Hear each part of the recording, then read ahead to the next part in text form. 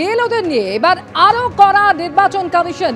নিয়োগপত্র না নিলে সাসপেন্ড করা হবে। নির্বাচন কমিশন সূত্রে এমনই জানা যাচ্ছে, নিয়োগপত্র নিতে ডেডলাইন, না নিলে সাসপেন্ড করা হবে এবং কাল বেলা 12টার মধ্যে নিতেই হবে নিয়োগপত্র।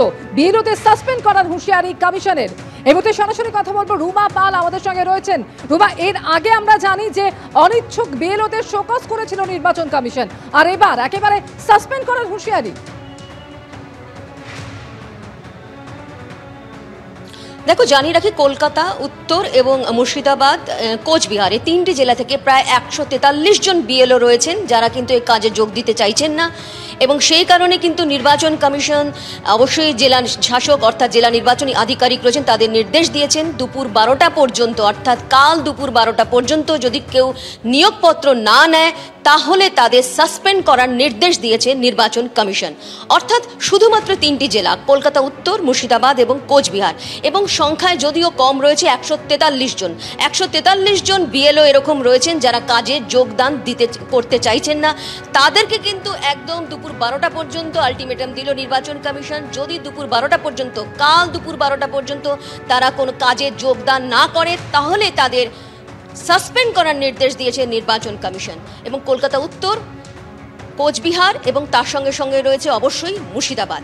দেখো, প্রত্যেকটা বুথে এখনও এই মুহূর্তে যদিও 80,000 একটু বেশি বুথ রয়েছে, এরপর কিন্তু আরও বুথের সংখ্যা বাড়ে, প্রায় 94,000 পর্যন্ত বুথের সংখ্যা বাড়বে, এবং প্রতি বুথে কিন্তু একজন বিএলও লাগবে। এবং সেক্ষেত্রে মাত্র 143 জন বিএলও রয়েছেন যারা কিন্তু শিক্ষক, অর্থাৎ তাদের যে সাসপেন্ড করার কথা বলা হয়েছে তাদের বেশিরভাগই শিক্ষক, তারা যে কাজ করছেন, যে পেশার সঙ্গে যুক্ত, সেখান থেকে তাদের সাসপেন্ড করার নির্দেশ দিয়েছে নির্বাচন কমিশন।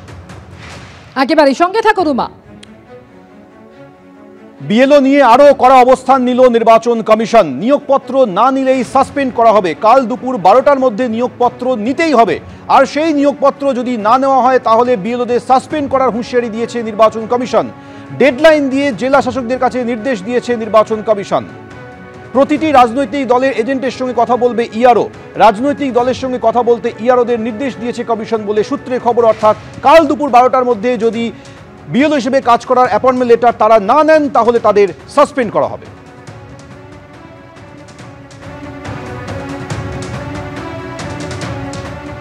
একেবারে ডেডলাইন বেঁধে দিয়েছে নির্বাচন কমিশন, অর্থাৎ কাল বেলা 12টার মধ্যে নিতেই হবে নিয়োগপত্র, এবং নিয়োগপত্র না নিলে বিএলওদের এবার সাসপেন্ড করার হুঁশিয়ারি নির্বাচন কমিশনের।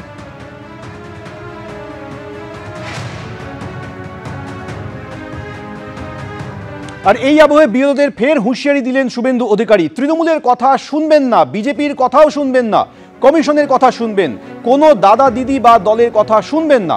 হুঁশিয়ারি দিয়ে শুভেন্দু অধিকারী কি বললেন শুনুন। 52 জন বিএলও বিহারের জেলে আছে, এটা মাথায় রেখে তৃণমূলের কথা শুনবেন, বিজেপির কথা শুনবেন না।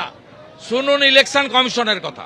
আপনাদের কিন্তু জেলে কাটাতে হবে, আর জেলে যাওয়ার জন্য তথ্য ডকুমেন্ট আমরা জোগাড় করে দেব। আজকেও আমি পোস্ট করেছি, দেখবেন, ফলতাতে তৃণমূলের পঞ্চায়েত মেম্বার দিব্যেন্দু সর্দারকে বিএলও করেছে। এই জেলাতে ভর্তি একেবারে আলাউদ্দিনের নাম কাটতে বাধ্য হয়েছে। আলা অঞ্চলের সভাপতি, তার বউ পঞ্চায়েত সমিতির চেয়ারম্যান। আজকে বিধান সর্দারে দিয়েছি, প্রত্যেক দিন দেব, তাড়া করে করে দেব, খুঁজে খুঁজে দেব। বিএলওরা কোনো পার্টি, কোনো দাদা দিদির কথা শুনবেন না। শুনতে যদি হয় ইলেকশন কমিশনের কথা শুনবেন, নইলে আপনাদের পরিণতিও বিহারের বিএলওদের মতো হবে। আপনি ভাবছেন বিহারের পুলিশ নীতিশ কুমারের হাতে ছিল তাই জেলে গেছি।